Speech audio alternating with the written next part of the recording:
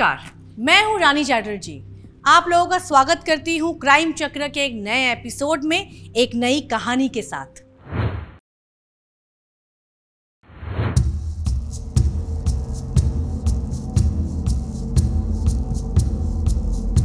कहाँ हो तुम? ये तुम्हारे रोमांस करने के नए नए तरीके ना मुझे समझ ही नहीं आते। ऐसे लुका छुपी कौन खेलता है? बच्चों का काम होता है ये। तो हम कहाँ बड़े हो गए? आओ पकड़ो मुझे। कहाँ चले गए तुम?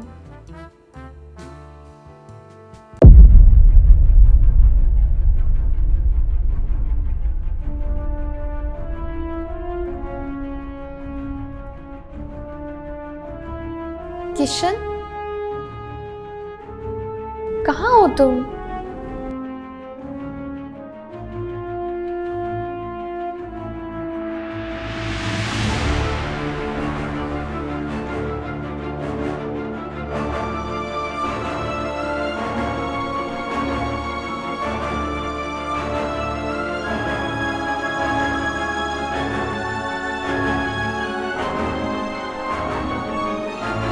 पकड़ लिया।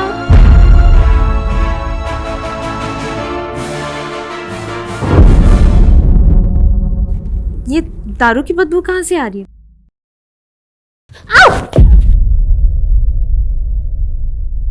लवली, क्या हुआ?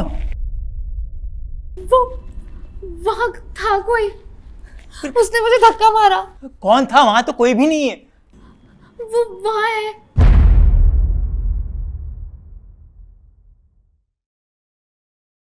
यहाँ तो कोई भी नहीं है लवली।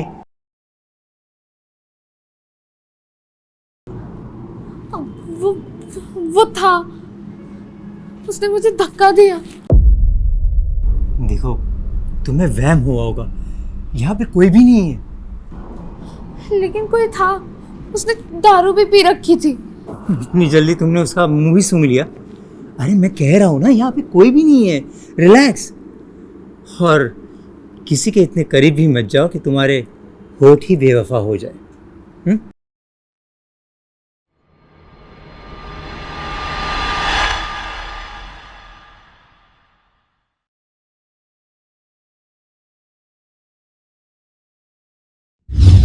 किशन और लवली एक खुशहाल परिवार की तरह जी रहे थे। दोनों एक दूसरे से बहुत प्यार करते थे और एक हैप्पी कपल की तरह अपनी छोटी सी दुनिया में हंसी खुशी जी रहे थे। पर वो आदमी कौन था जो चुपके से लवली पर नजर रखे हुए था? क्या वो सच में लवली का वहम था, या लवली के अतीत का कोई ऐसा साया जो उनकी खुशियों में दरार डालने या उनके जीवन में एक तूफान खड़ा करने आने वाला था, जिससे जुर्म की एक नई कहानी जन्म ले।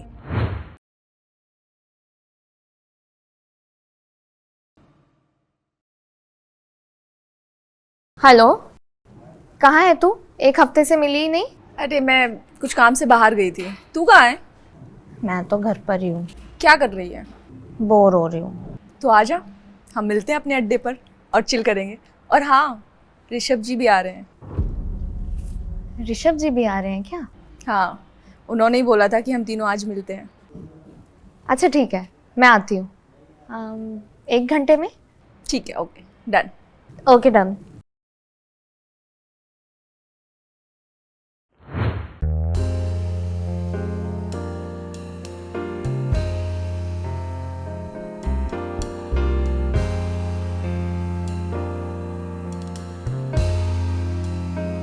हाय हाय, कहाँ जा रही हो इतनी सज धज के आग बरसाने? काव्या का कॉल आया था, मिलने बुला रही है। कहाँ गया? मेरी सौत है। मुझसे ज़्यादा तो तुम्हें उसके साथ अच्छा लगता है। वो मेरी बेस्ट फ्रेंड है। और मैं? तुम तो मेरी जान हो। हाय हाय। हाँ, अभी नहीं, लिपस्टिक खराब हो जाएगी। तुम और तुम्हारी लिपस्टिक। चलो मैं जाती हूँ, बाय बाय। जल्दी आ जाना।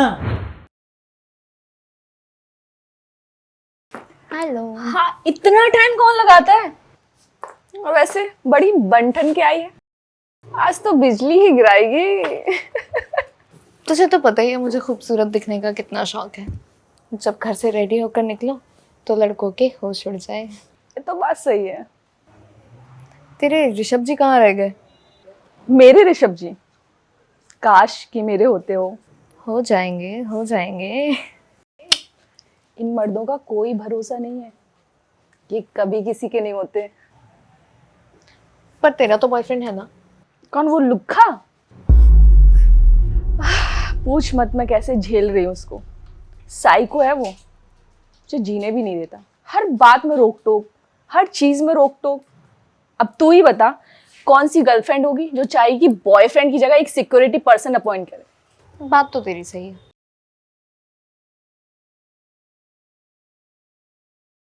और गर्ल्स, किसकी चुगलियां चल रही है?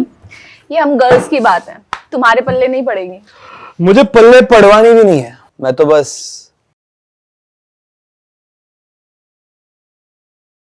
खूबसूरती का दीवाना हूं।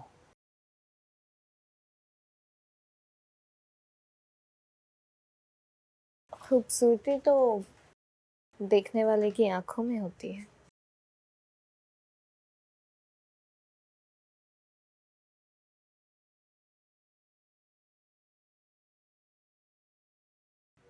ओहो, तो इसी बात पे चीयर्स हो जाए। बिल्कुल।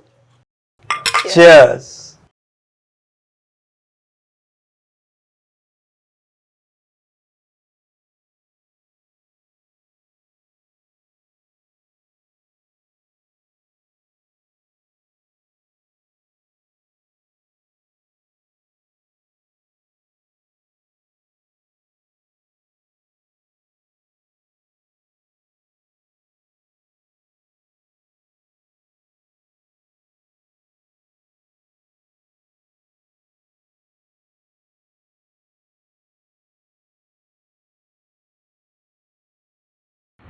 काव्या और लवली खुले विचारों की महिलाएं थीं और उनका जीने का तरीका आजाद ख्यालों का था। पर आखिर वो कौन था जो उनके ऊपर नजर रखा हुआ था? क्या यह कोई साइकोपैथ या कोई स्टॉकर था जो लवली के पीछे पड़ा था और जहां जहां वो जाए चुपके चुपके उसे फॉलो करता था? या बात कुछ और थी? आप खुद सोचिए कितने डरावने ख्याल आएंगे आपको अगर आपको पता चलेगा कि कोई छुप छुप के आपकी हर एक्टिविटीज पर नजर रखा हुआ है।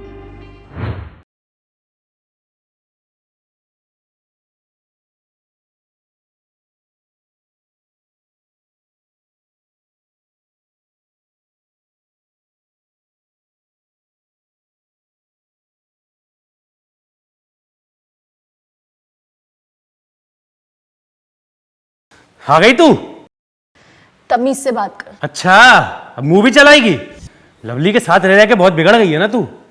पराये मर्दों को हंस के बात करना है, अपने बॉयफ्रेंड को पागल समझती है। तू नल्ला और निकम्मा है, तू जलता है मुझसे। तुझे ना मेरी खुशी बर्दाश्त नहीं होती। आवारागर्दी को खुशी नहीं कहते। सब समझ रहा हूँ, बहुत घमंड आ गया ना तुझको। और तेरी वो दोस्त है ना लवली, उसको भी ऐसा सबक सिखाऊंगा कि याद रखेगी। चल अब तू।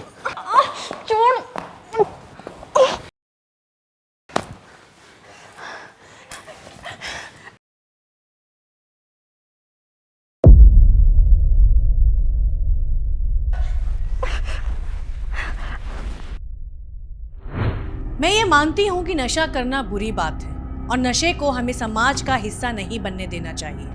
पर आज के इस दौर में पार्टी करना, हैंग आउट करना, ये सब हमारी सोसाइटी में रह रहे लोगों की लाइफस्टाइल बन गई है। पर इसका ये मतलब नहीं कि एक नशे में धुत औरत किसी भी मर्द के लिए हवस मिटाने का जरिया बन जाए। कानून ने सबको अपनी मर्जी से जीने का अधिकार दिया है, तब तक जब तक वो कानून का उल्लंघन ना करे।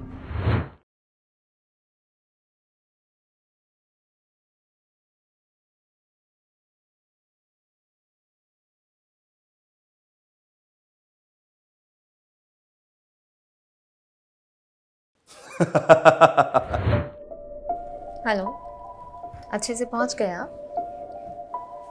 फटाफट अपना काम खत्म करके जल्दी आइएगा, मेरा यहाँ अकेले मन नहीं लग रहा है। Okay bye.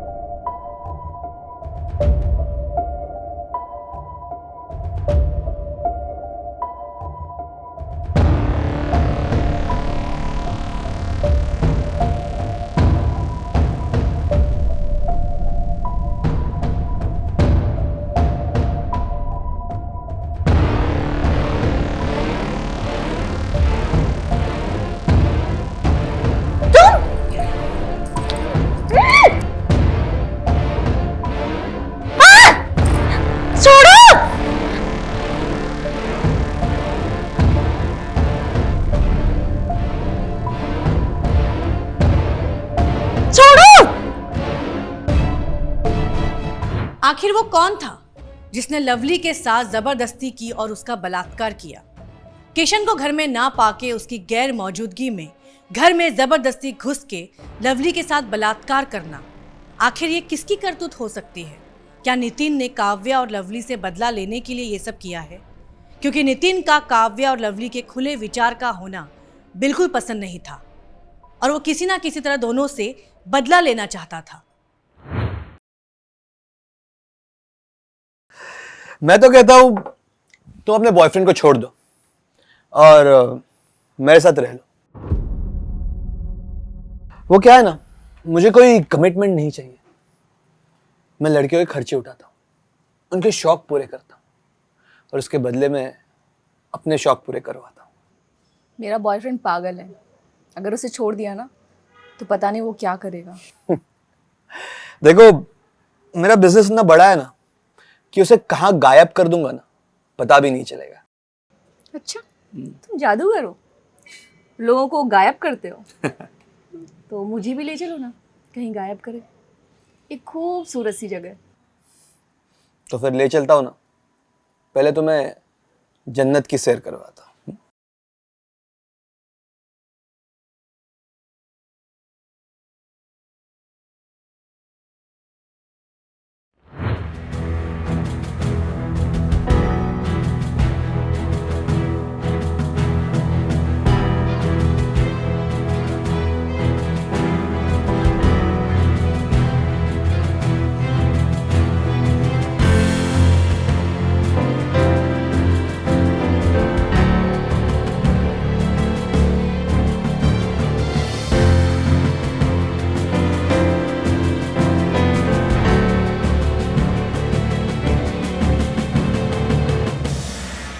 सर, काव्या और ऋषभ की डेड बॉडी यहाँ मिली थी।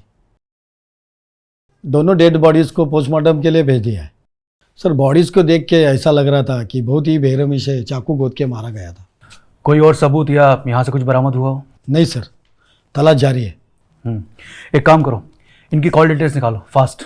सर, हमें यहाँ से ऋषभ का टूटा हुआ फ़ोन मिला था, वो हमने रिपेयरिंग के लिए दिया है और कॉल डिटेल्स भी मंगवाई है।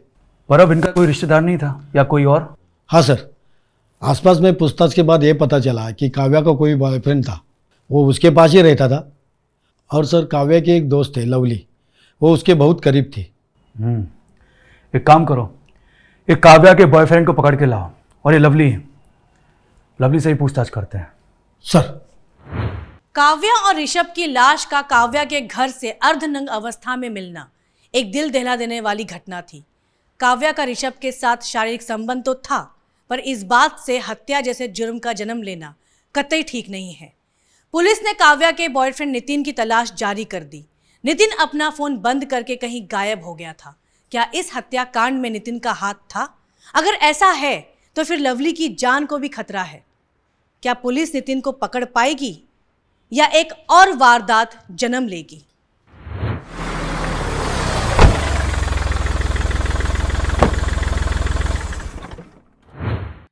लवली जी, हमें आपसे काव्या जी के बारे में पूछताछ करनी है। जैसा कि आप जानते हैं कि काव्या जी की किसी ने चाकुओं से गोंद के बड़ी बेरहमी से उन्हीं के घर में हत्या कर दी है और उनके साथ ऋषभ नाम के शख्स की भी हत्या की है। यस सर, काव्या मेरी बहुत अच्छी दोस्त थी। मैंने जब से उन दोनों की मौत के बारे में सुना है, मैं खुद को संभाल नहीं पा रही हूँ।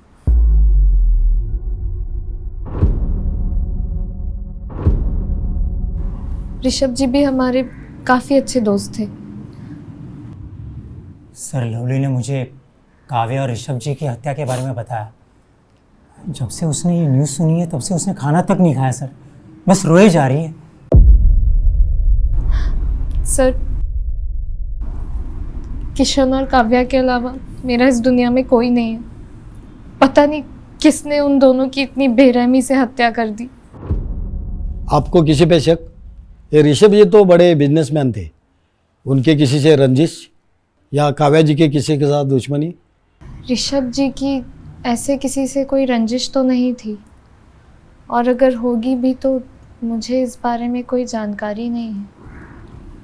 हाँ, लेकिन काव्या का एक बॉयफ्रेंड था, वो थोड़ा साइकोपैथ टाइप का था। वो उस पर रोक टोक करना, हाथ उठाना, मारना पीटना, ये सब करता था। काव्या ने कई बार जिक्र किया है मुझसे इस बारे में। हो सकता है कि काव्या के बॉयफ्रेंड नितिन ने जब ऋषभ और काव्या को एक साथ फिजिकल एक्टिविटी में इन्वॉल्व देखा हो और गुस्से में आके कदम उठाया हो।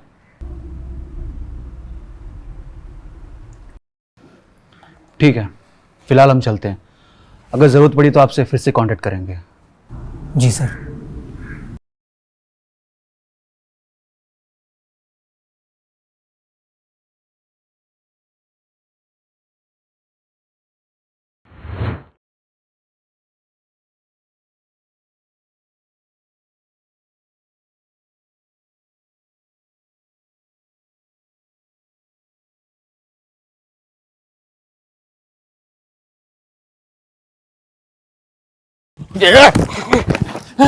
छोड़ दो मुझे सर, छोड़ दो सर। कहाँ भाग रहा था बेटा? आखिर हाथ लग ही गया। बड़ी मुश्किल से तेरी फील्डिंग लगाई थी। सर सर छोड़ दो मुझको। तो आ गया मगरमच्छ जाल में। सर हमारे खबरी के मदद से ये हमारे हाथ लगाए। सर मुझे यहाँ क्यों लाया गया है सर? मैंने क्या किया है सर? अब ये तो तू बताएगा कि तूने क्या किया और क्यों किया। तूने काव्या और ऋषभ को क्यों मारा? नहीं सर, मैंने किसी को नहीं मारा। मैं तो खुद काव्या से बहुत प्यार करता था सर। मैं उसे क्यों मारूंगा? क्योंकि तूने उसे ऋषभ के साथ करीब आते हुए देख लिया और तेरे जैसे पागल लोग गुस्से में अपना आपा खोकर जुर्म को अंजाम देते हैं और मासूम बन जाते कि जैसे कुछ हुआ ना हो। नहीं सर, बस चलन हो गई थी सर। वो औरत आए दिन नशे में धुत रहना, पराये मर्दों का हम बिस्तर होना, ये सब शौक हो गया था सर उसका। इसलिए तूने उसे मार दिया? नहीं सर मैंने किसी को नहीं मारा सर। मेरा एक बार मन तो हुआ था कि मैं उसे मार दूं, लेकिन मैंने नहीं मारा सर। चुप कर। ये ऐसे नहीं मानेगा। इसे इतना तोड़ो कि इसका शरीर का हर एक अंग सच बोलने के लिए तैयार हो जाए। सर नहीं सर मैंने नहीं मारा सर मैंने कुछ नहीं किया सर। नितिन पुलिस के हत्थे चढ़ गया था, पर वो अपने गुनाह कबूल करने का नाम ही नहीं ले रहा था कि तभी पुलिस को काव्या के घर के गार्डन से दफनाया हुआ चाकू बरामद हुआ, जिसको इस वारदात को अंजाम देने के लिए इस्तेमाल किया गया था। और फिर पुलिस ने उस पर लगे फिंगरप्रिंट से जांच शुरू की। काव्या और ऋषभ के कॉल डिटेल से मिली जानकारी और मर्डर वेपन ने पुलिस इंक्वायरी को एक नई राह दी और फिर केस एकदम साफ हो गया। पुलिस को असली कातिल का पता चल गया। अपने बेस्ट फ्रेंड को मौत के घाट उतार के और उसके बॉयफ्रेंड को फंसाने की अच्छी चाल चली तुम दोनों ने। सर हमने कुछ नहीं किया सर। कुछ नहीं किया? हाँ, जिंदगी हराम कर दी थी उसने मेरी। मन करता था सुसाइड कर लूं, फिर सोचा खुद को क्यों खत्म करूं, उसको ही खत्म कर दूं। ऐसा क्या किया था काव्या ने? सर लवली को ऋषभ से काव्या नहीं मिलाया था, बस उससे गलती हो गई सर। नशे की हालत में वो ऋषभ के ज्यादा क्लोज हो गई थी सर।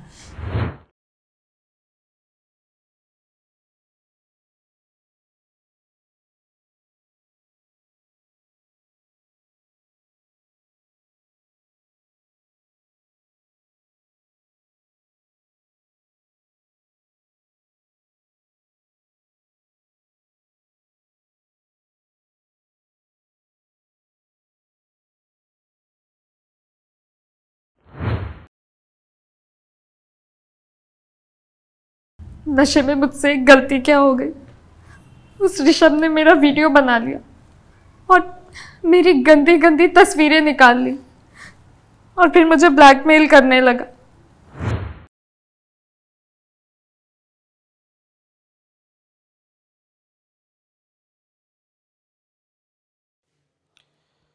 तेरे मोबाइल पे कुछ फोटोज और वीडियोस भेजी है।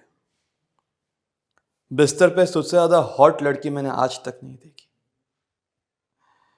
अब जो एड्रेस बोल रहा हूं वहां चुपचाप आ जा और मेरी रातें रंगीन कर देना, नहीं तो यही फोटोज और वीडियो तेरे पति को भेज दूंगा।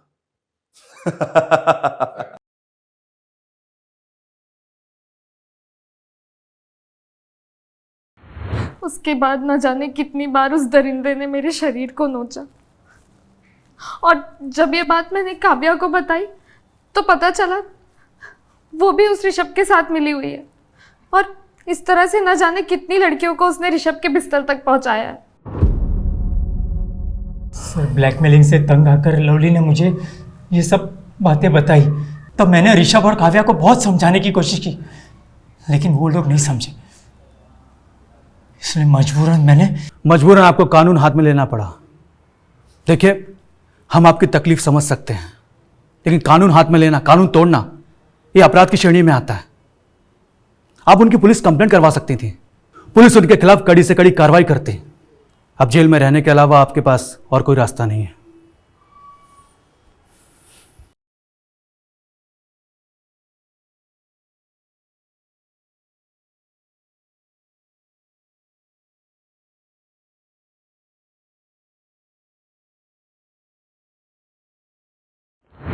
काव्या लवली की करीबी दोस्त थी, पर करीबी दोस्त बन के काव्या ने लवली के साथ बहुत बड़ा धोखा किया। ऋषभ ने लवली को ब्लैकमेल करके लगातार उसका बलात्कार किया। लवली की एक गलती ने उसकी जिंदगी नर्क बना दी।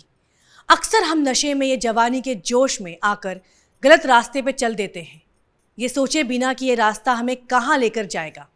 अगर हम ज़रा सा अपनी भावनाओं पे कंट्रोल कर लें तो हम ऐसी बहुत सी मुसीबतें हैं जिससे बच सकते हैं। ये समाज में शराफत का नकाब ओढ़े ऐसे न जाने कितने दरिंदे घूम रहे हैं जो दूर से तो आपको सज्जन लगेंगे, पर उनका असली रूप तब सामने आता है जब उनके द्वारा फैलाए गए जाल में कोई फंस जाता है और फिर जन्म लेती है अपराध की एक नई कहानी। मैं रानी चैटर्जी आप लोगों से विदा लेती हूँ और जल्द मुलाकात होगी क्राइम चक्र के नए एपिसोड में। तब तक सतर्क रहिए, सुरक्षित रहिए और देखते रहिए क्राइम चक्र। जय हिंद।